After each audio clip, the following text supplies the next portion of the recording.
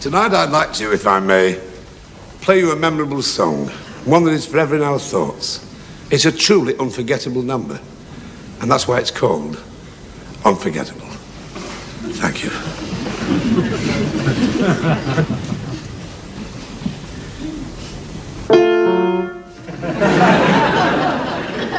I've forgotten it.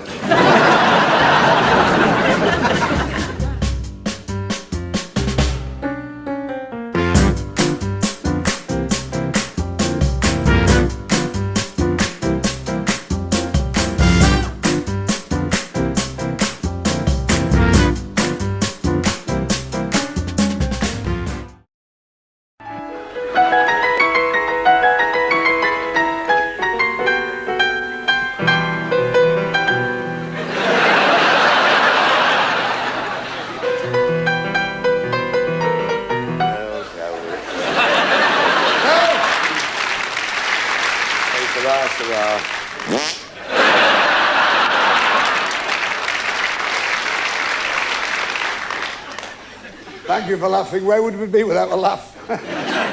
Here.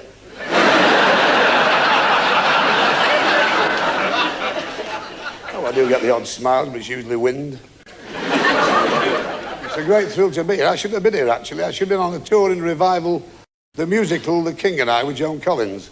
That's a cancel. She wouldn't have her head shaved.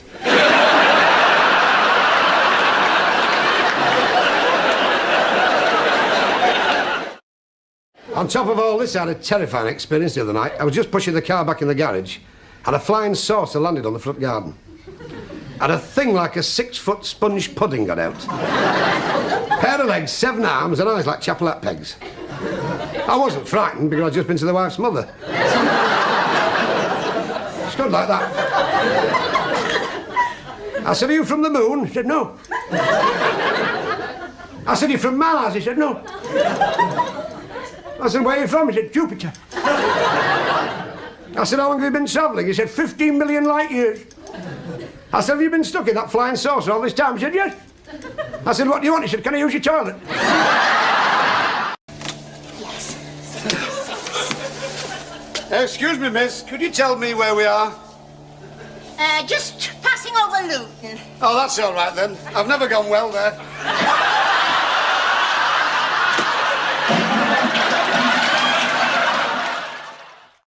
Has he seen you at the doctor's? Well, yes. Is it the old trouble?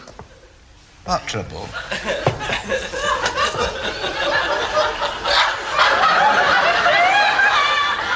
Woman's trouble. Last year when you said you might have to have an hysterical rectomy.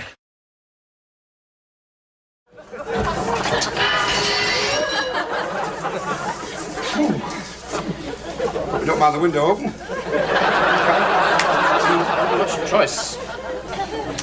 It's going to be a long, miserable journey to Scotland, I can see that. Okay. I might agree with you if this train were going to Scotland, but it so happens that it's going to London. Oh, excuse me for saying this, boyo. I happen to know this train very well. I come up every day to practice with Betsy in a glen, okay? Sorry, but I travel on this train practically every day down to London, and I've done it for years. You're on the wrong train today, mate. Because it's the 4-4 to Forfar, and Fred Fairfax, the driver, is a personal friend of mine, okay? I'm sorry, old boy, but I've travelled on it far too often, and I know it frightfully well. This is the 4-4 to London.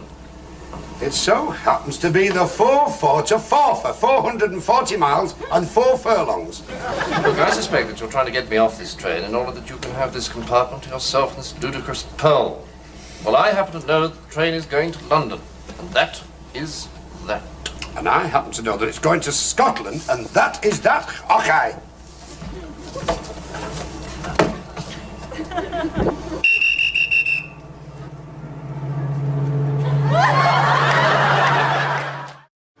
Nothing went right. I invested a lot of money in a company that made ladies' bonnets, and the government cancelled Easter. But I maintained dignity. I tried to bend frozen turkeys into the shape of boomerangs. Then I used to cross them with kangaroos. The idea was to produce a bird you could stuff from the outside.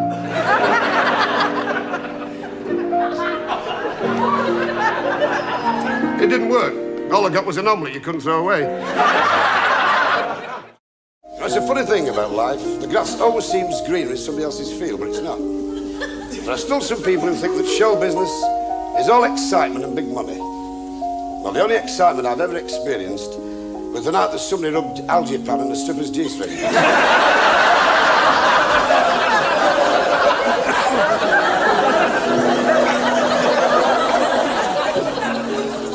As for the big money, well, every time that Yorkshire Television pay me, I take the cheque straight to the bank. I have to do, it's too small to go on its own.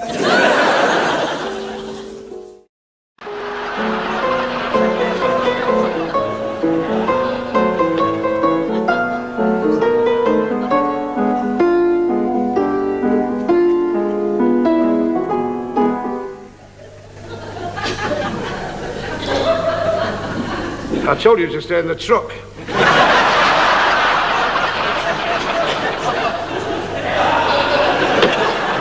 Your fan club has just arrived.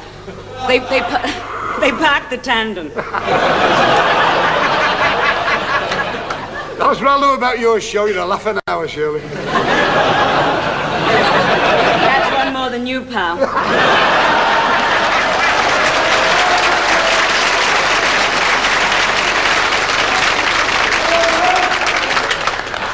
You know, if you play your cards right, I could get you a job on Crossroads. As a cleaner. I can be hurt, Shirley. After all, I'm just a man. Yes, you are. Just. No, but, I mean, you seem a bit down in the mouth. I mean, what's the trouble? No. Well, I'm glad you noticed that I'm not my usually ebullient self. I never slept a wink last night, Shirley. I kept getting this hideous recurrent nightmare that the mother-in-law was chasing me with a crocodile on a lead down the banks of the Nile. I was wearing nothing but a pith helmet and Gannick spats. I could smell the hot, rancid breath on the back of my neck. I could hear those great jaws snapping in anger. I could almost see those great yellow eyes full of primeval hatred devouring me. Oh, how terrible. That's nothing. Wait till I tell you about the crocodile.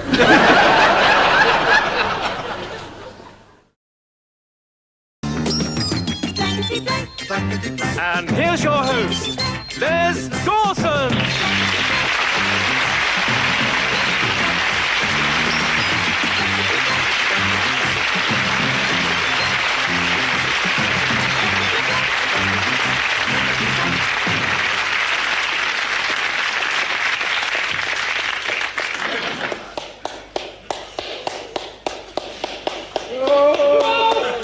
We've got a nudist with us. Oh, please. No, don't clap, it's too late to make friends. I'm not going to insult our panel tonight. I'm not going to say they're rotten. I'm just going to simply introduce them. Mr. Frankie, leave him alone, Vaughan.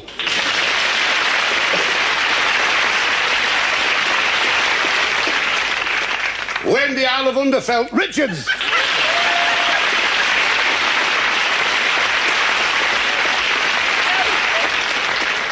Bruno, I'll get an audience one day, Brooks.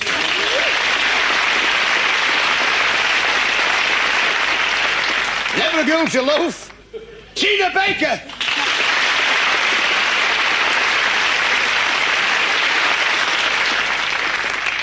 Comedians come and comedians go. Don't know up to this one. We have Bernie Winters.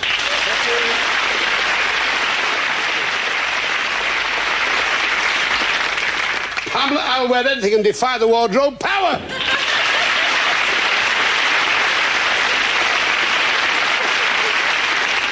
Oh, it's so marvellous to have an audience like you tonight. Last week was dreadful. Now then, let's meet the idiotless people who come on this show to win major prizes.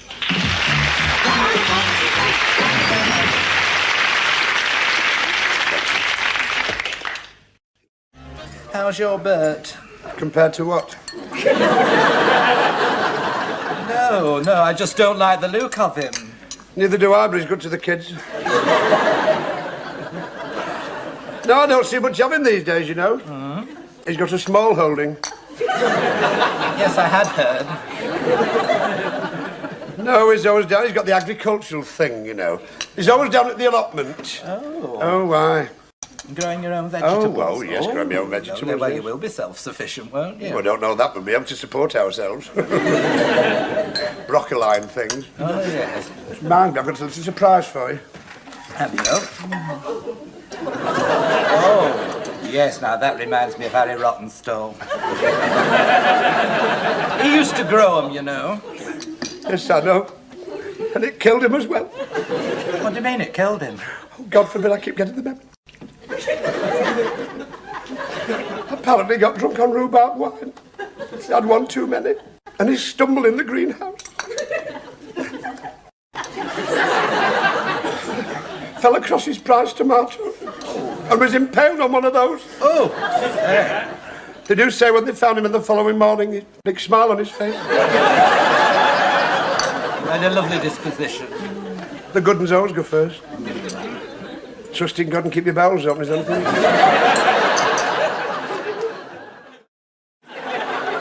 I wasn't sorry to go because A, she's a big woman to tangle with. Well, you can tell she hung her vest up to dry and we lost an hour's daylight.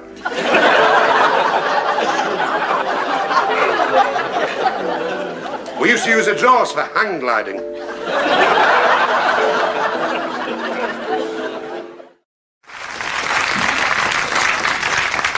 Well, now, Les, today you're a success and topping the bill in the pantomime Robinson Crusoe at the Alexandra Theatre in Birmingham.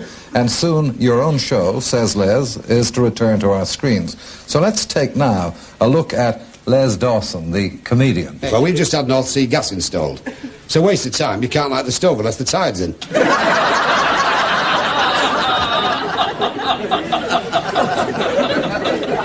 Not that it bothers the wife, because she's no idea of cooking. I wouldn't say she burns everything, but we lay the table with an altar cloth. I'll never forget the time she tossed her first pancake. We'll never know what she put in the mixer, but for the last 7 years we've used it as a pelmet. See, I don't knock marriage, really. I mean, marriage is very important. I've been married for 10 years now, and that's a decade, and believe me, the wife's decayed, but... Well, now, if we believed all that, of course, it would appear that Les Dawson is the most downtrodden husband in Britain. It's not true, is it, Les? Oh, yeah. You say that, I feel, in a suggestion of safety, because you think your wife's at home in Bury in Lancashire. No, she's with a horse and cart.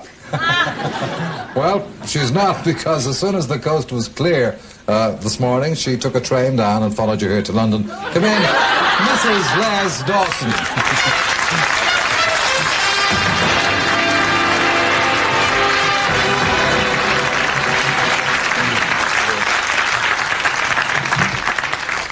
Well, now, Meg, you've become very much a part of Les's act. Tell me, what's it like being on the receiving end of all those gags? Well, it can be a bit embarrassing. One of Les's gags used to be that his wife was like a girl, only she's taller. So when we used to go dancing, people used to be waiting around for me to stand up and see how big I was. Well, now, Les, for every entertainer, there is one magical moment when he knows that success has arrived. Yours came just 2 months after that opportunity knocks that Huey was talking about. On July 30th, 1967, at the ABC Theatre, Blackpool, during a show seen by millions of television viewers, you heard the compere say these words. Thank you, Les Dawson. Isn't he great, ladies and gentlemen? Let's bring him back for another bow. That's the man, yes, who introduced you that night. He's broken Cinderella. Every year for the last 7 years, the wife's mother's been to our house for Christmas. This year we had a chain who let her in. The funny thing is, the night before she arrived, I'd been dreaming about it. It was wonderful. I dreamt she was an old sports car and had my foot right down on the throttle. She came the day before Christmas Eve morning. I'll never forget it. The day was like any other. The wife was getting ready for work. I could hear her revving up the bulldozer. My little lad came downstairs. He said, read me a horror story, Dad, so I gave him the rent book. Just then I heard that knock on the door, that dreaded knock. I knew damn well it was the wife's mother because all the mice in the pantry would throw themselves on the traps.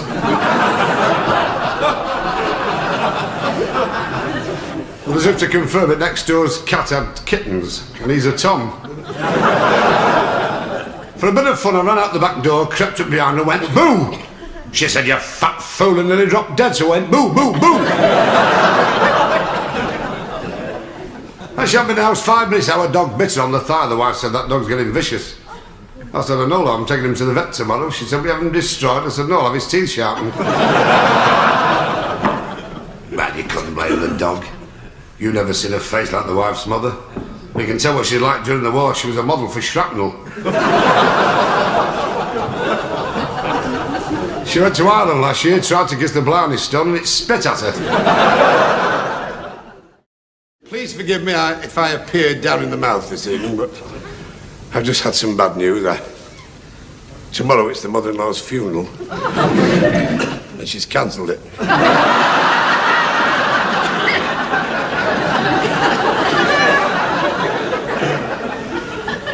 Actually, despite the things I say about that that woman, I'm very fond of her. When she was ill last year, I said to the wife, I said, don't worry about your mother. If she's at death's door, I'll pull her through.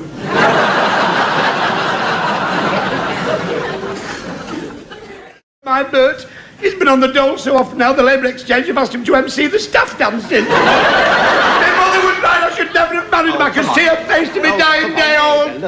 Keep your bowels open and trust in God's will. I can't cope anymore. I'm sure your Bert has hidden facets. Oh, he's a big lad, thank God.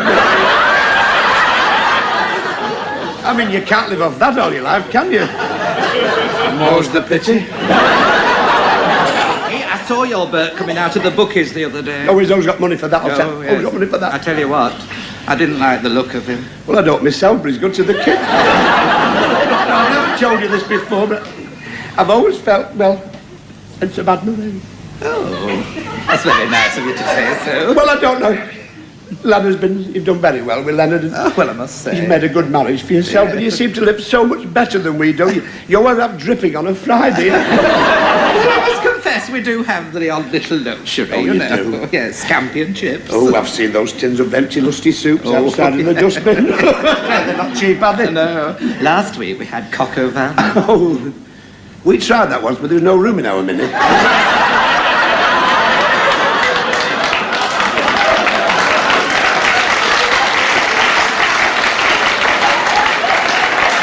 I don't know, I mean, your mind is on one level. I blame Bert for this, you know. You've never been the same since you married him. I haven't forgotten that wedding. I mean, you'd scarcely cut the cake before he was dragging you up upstairs. I didn't give you time to get your socks off. Oh, I know. Now I've time to knit a bloody pair. I was just thinking, you looked a trifle wan. Well, let's face it, I am at a funny age. I wouldn't tell another living soul this, of course. I'm approaching the change. Approaching the change? From which direction?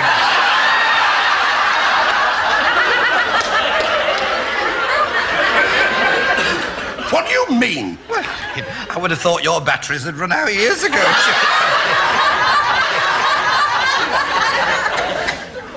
I'll have you know that my family has a tradition of fertility. We're a very fertile family.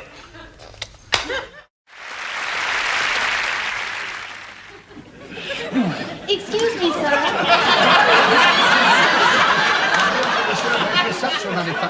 Oh. I'm asking the average man in the street what he knows about... I say, you're not Esther Ranson, are you? No, I'm afraid I'm not. Oh, what a pity. I've got great admiration for her, you know. I'm so impressed by her intelligence. The way she rails against the bureaucrats and the establishment. The way she takes up the sword in defence of the little man.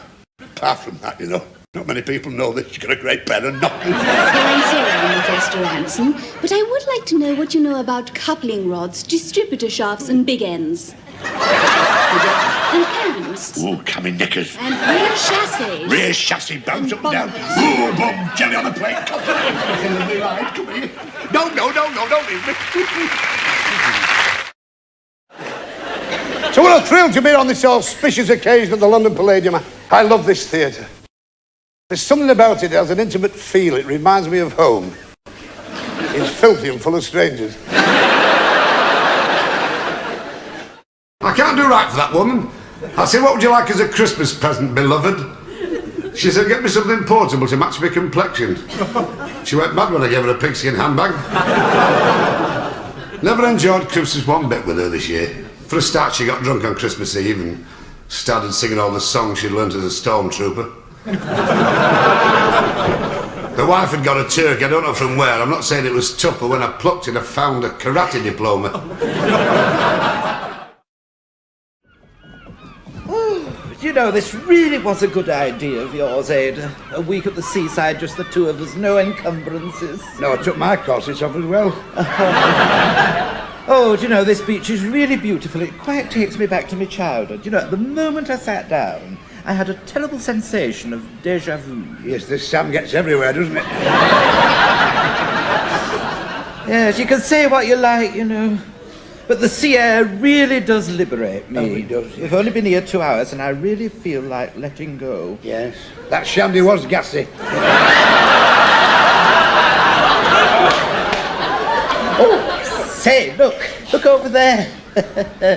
Donkeys. They're bigger than ones we have at Bispham. Yes.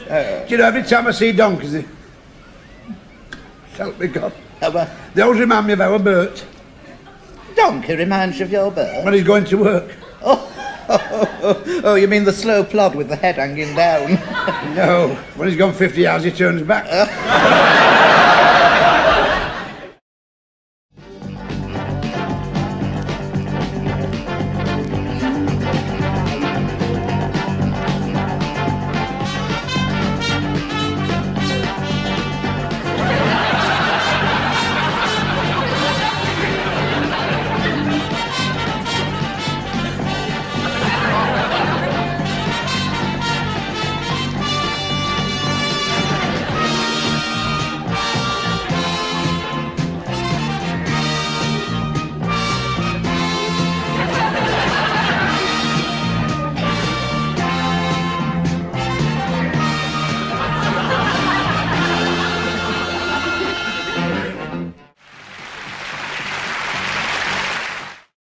I couldn't take much more. I went to see the doctor. I walked into his surgery. I said, can he help me out? He said, yes, miss. Where did you come in?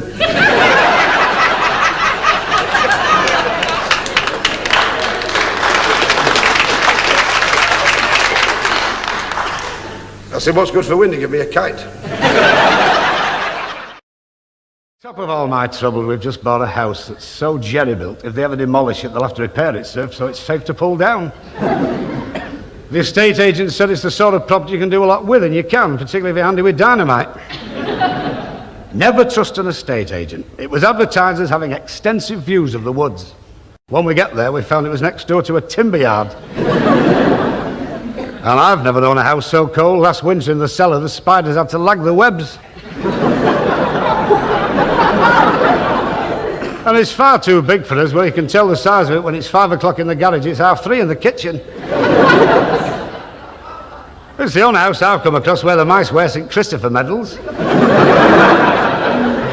And the grass on the front lawn's a disgrace. It's so tall, every time a frog jumps, he gets a double hernia. So there's one thing, I live in a pretty safe district of England. If ever there's a war, the Russians would never invade us, because the rates are too high. Well, you've been such a nice audience, I would like to say that if you're ever in Manchester, come and look us up, the door's always open. We can't shut the damn thing.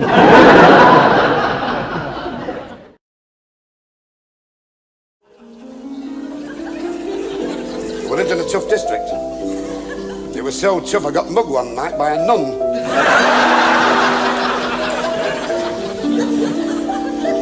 When I grew up I thought things would alter, but it didn't.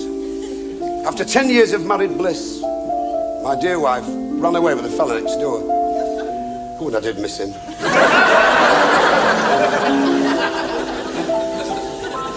Of course, it was a marriage that was doomed from the start. I met the wife in a travel agency. She was looking for a holiday and I was the last resort. She was hell of a size. She was so fat when she walked down the aisle on her wedding day in white, everybody thought they were towing a sight screen to Lord's. She was was so fat when she bent down in Liverpool, they had an eclipse in Bournemouth. She never wore corsets, she used baling wire. The day I married that woman, I had no luck. She joined Women's Lib, and when she burned her brown, it took 3 months to put the fire out. But actually, my Bert is seriously thinking of branching out into livestock. Oh? He's got a goat. Nay. No, he's always got a mad goat for years. No, he's got this goat, you see, and what he's done is met this fella, you see, and he's got this nanny goat, you see, and they're trying to breed them. Well, I thought they did it for themselves. You know what I mean? It's a bit delicate after all. You see, what they're trying to do, they mate them. Oh, what's that? They've got this thing tethered in meadow. Oh. But nothing's happened yet, you know. Of course, my Bert doesn't believe in artificial incineration. Oh. Neither do I. Oh, it's the real thing or nothing at all. Oh, I'll second that. Anyway, what he's doing, you see, the billy goat hasn't, can't. Well, nothing has happened yet. You mean the nanny hasn't copped? Well, I wouldn't have put it quite as coarse as that. Anyway, my Bert read in the Dorset issue of The Vet about these hormone pills. Oh, do you know the things they think of? Oh, I know. Anyway, what you do, you see, you blow them down the goat's throat. It makes it potent. Oh, and what's in these pills? I don't know, but Bert said they taste very strongly of peppermint. Everybody's been marvellous when I arrived this morning, so Bernard Delfont couldn't do enough for me. So we didn't bother. We've had one slight problem. We've lost the theatre cat. If you do see this beautiful little animal, please report to one of the usherettes. It's a lovely cat. Now, I thought it had one eye, then I realised it was walking backwards.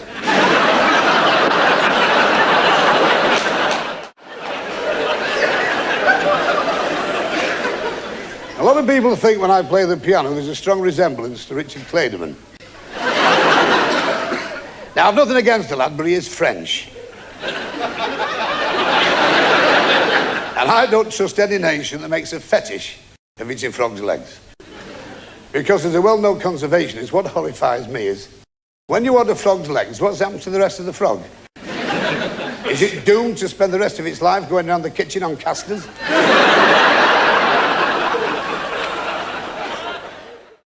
Hello, Doctor. Ah, sit down, please. Thank you very much. Now, what's the problem? I've got a headache. Congratulations. When's the little fellow due? No, I said I've got a headache. Yes, I heard what you said, my good man. I'm not blind. You mean deaf, don't you? Certainly not. My eyesight's perfect. 20/20. Take that round to the post office, and if you want to, you can take a couple every morning about 20 minutes before you wake up.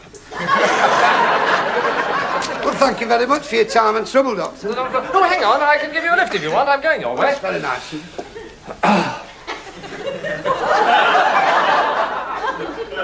What's the matter with your leg? Indigestion. Terrible. Had it for weeks.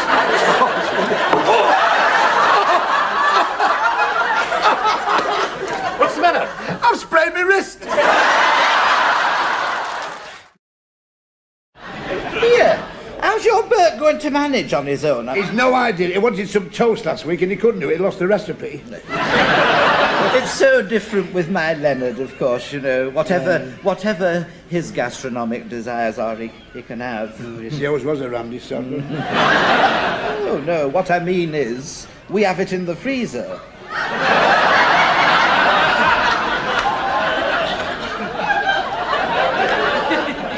Well, I knew you having the bedrooms done, but I suppose whatever's turned you on. But tell me, don't you get marks off the baskets? Do you know, there are times, Ada, when you are so pig ignorant you've got a mind like a culvert. Thank you very much indeed. It's one thing I'm not narrow-minded like you. Me? Yes. Me? Narrow-minded? Oh, yeah. You're so narrow-minded you could pierce your ears from one side. Oh! Help me, God. What's the matter now? Cissie! What? There's a girl there with nothing on. She's bare. Oh, Naked as the day she was born, the brazen hussy. Now who's being narrow-minded? Well, there's a time and place for everything. Well, this is the time and the place. They allow nude sunbathing here, you know. Never. Oh, yes, it's quite permissive here, you know. Oh, well then. What are you doing? Cover yourself up.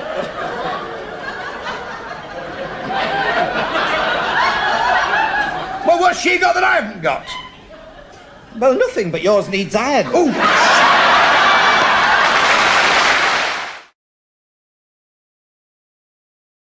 She went for a swim in Loch Ness and the Montserrat and Piccadilly Lake.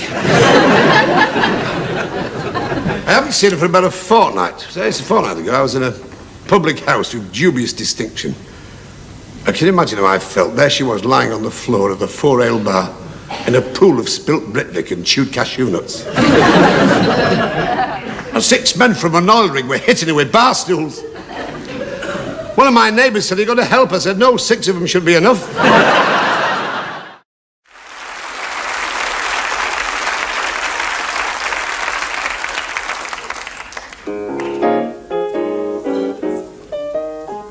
That's life. That's what all the people say. Riding high in April, shot down in May. I'm gonna change that tune. And we're back on top in June.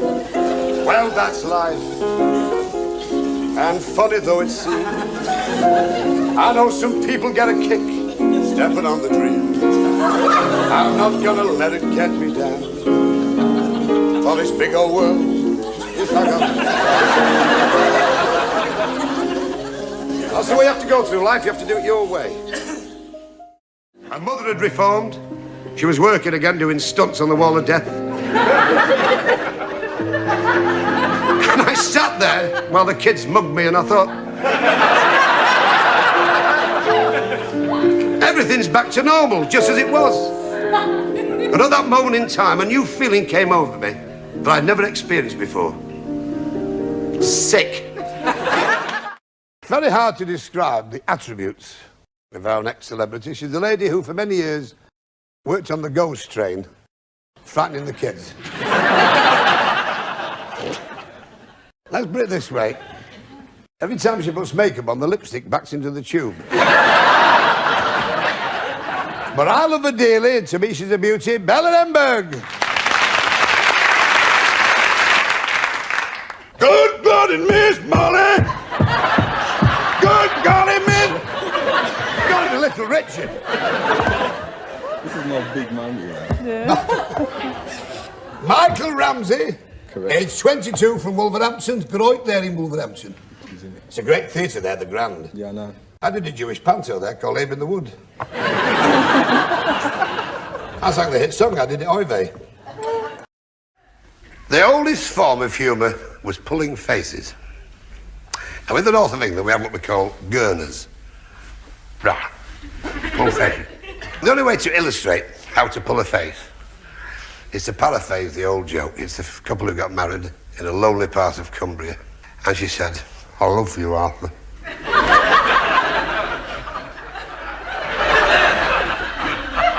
"I really do love you." And he said,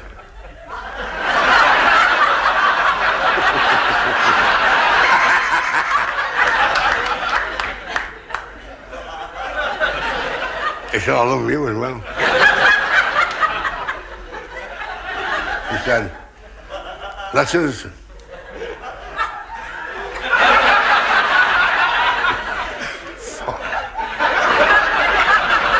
And we fold our two bodies together in the act of love. He said, "I will."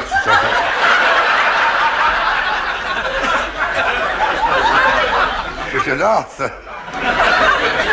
I'm very shy. Blow the candle out."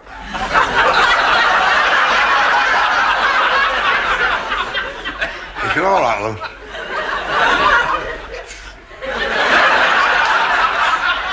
He said, "I can't blow it out, she give it to me." She said, "I can't blow it, I can't." "You can't do that," I said, "I know. Don't do it." She said, "My mother's downstairs." He said, "Well, send for your mother, all right." please. Mother? Mother? Mother said...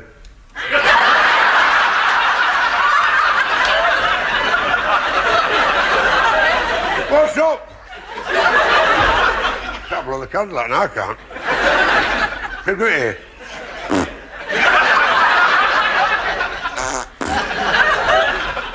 Because I can't blow it out, so I can't. It's ridiculous, this. Well, you go downstairs anyway. Said your father's downstairs, or something? Your father, yes, father.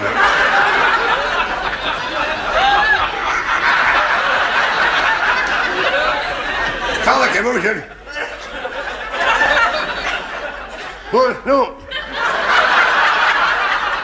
He right then. You can't blow the candle. I said, I can't do it. I go, just swing of that, swing of that. So you give me the candle.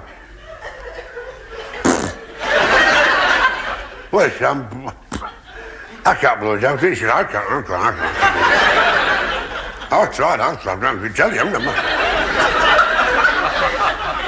What am I going to do? I don't know, you start blowing. See, the vicar's downstairs. Don't send for him, he's the best one. The vicar said, "What seems to be amiss?" Father said, "I tried to blow the candle out, I can't do it. I like to bring me up a cleft." I can do it. So I tried, really, didn't it? He said, "Allow me."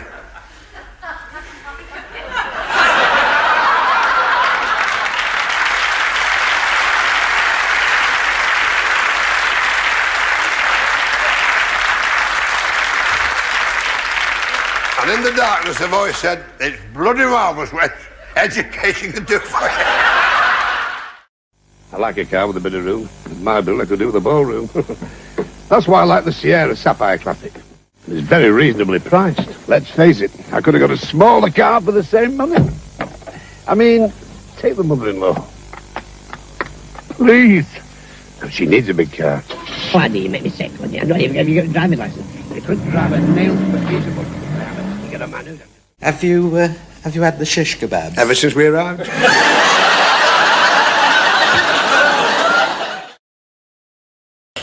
She said to me the night in bed, she said, "You're no good to me. I want a man who can hold me like Rock Hudson, thrill me like Kirk Douglas, and make me blood pound like Marlon Brando. What can you do?"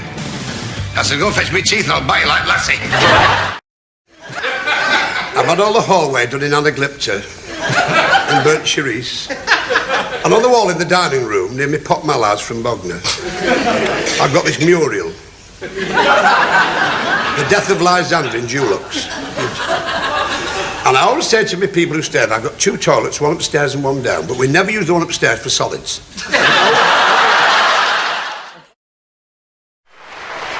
Our distinguished guest for the evening is the noted sociologist, Dr. Alice Tipper. Good evening. Mr. Smallpiece, I'd like to get something straight before we start.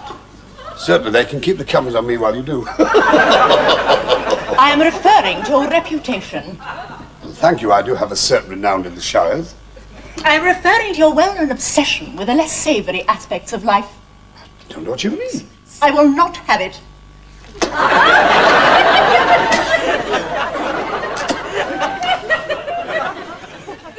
Tell us something about your survey into the moral and social habits of the nation. Certainly.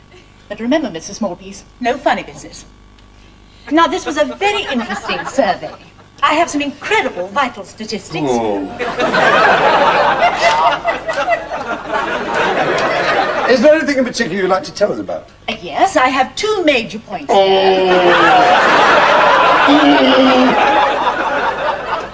We found there was a great difference between men and women. Oh, I know! And on our examination of morals, to our surprise, we found the women were way out in front. But they do adopt some very unusual positions. The reason for this puzzled us. We couldn't quite put our finger on it.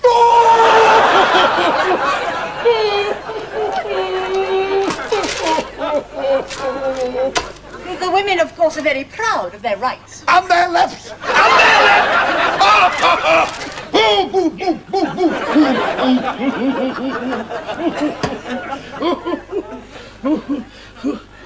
Sorry, Chef. Change the subject slightly. How do you find people's reaction when you knock on their doors? It varies. Some are prepared to drop everything. And some get very angry when you knock at the door. Have you ever been so het up you're afraid to grab at knockers? She's obsessed with sex! She's sex mad! Get her off! She's sex mad! Off, off, off!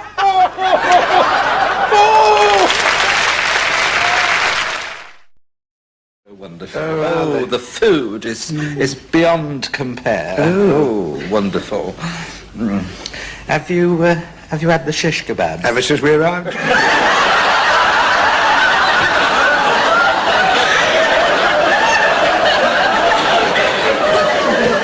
Have you been to the Acropolis? Never been off it. There's a certain gentleman here tonight who cares like I do for ecology and wildlife. Not many people know that I'm actually the vice chairman of the Mordecai Appeal Fund for the preservation of the black-infested swallowback duck of southern Bridlington. For those of you unaware of this beautiful feathered friend which haunts our shores, it's in danger of becoming extinct because of oil slicks on the cliffs at Scarborough where it mates. Briefly what happens, the female of the species likes to mate on the very edge of the cliffs.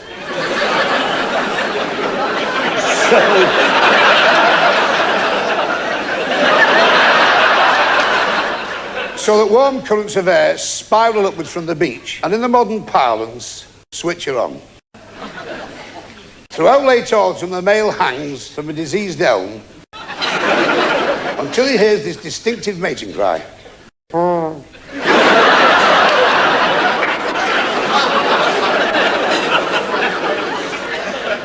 Well, of course he makes mistakes, but he seems to know.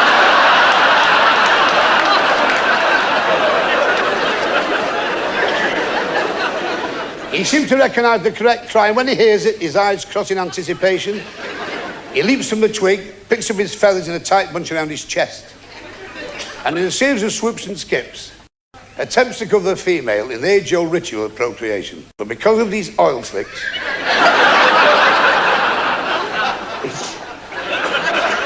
he intends to skid over the top of it and fall down the cliff. And when they've done this 3 or 4 times, they do send, sorry, let's have a drink with the lads.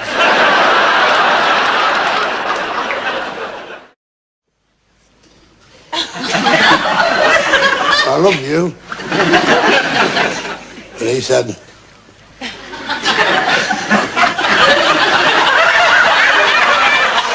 I love you. She said, let us consummate our marriage. She said, certainly, my petal. She said, blow out the candle.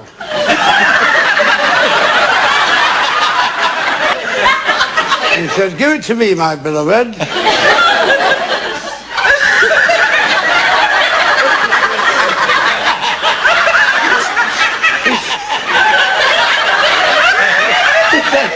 I can't blow it out, she'll do it. Stupid. She said, I can't blow it out either. Said, Mother! Mother!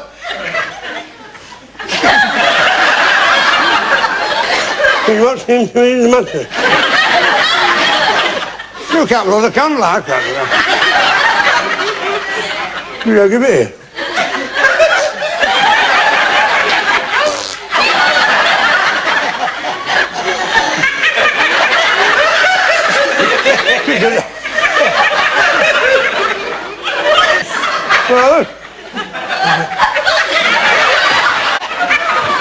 He said, what's wrong, love? He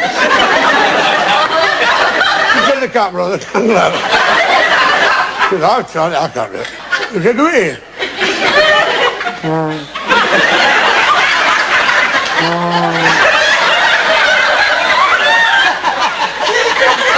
He said, I can't blow it out. I said, I can't do it.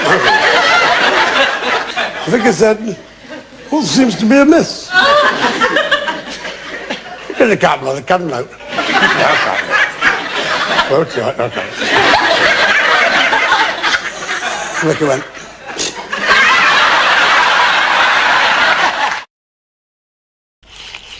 Bologna, nice. Like mucho bologna. Fish, plenty fish, bread. Tota's bread. What is a man? What has he got?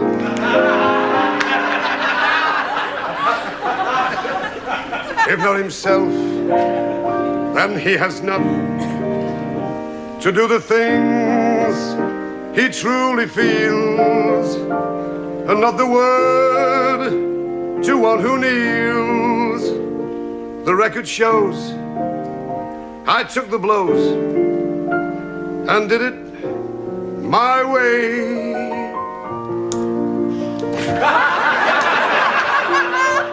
When the going gets rough, the vicissitudes of life churn your dreams into a positive maelstrom of despair. Be not of faint heart. Remember the words of that song. And do what you believe is right, and do it your way.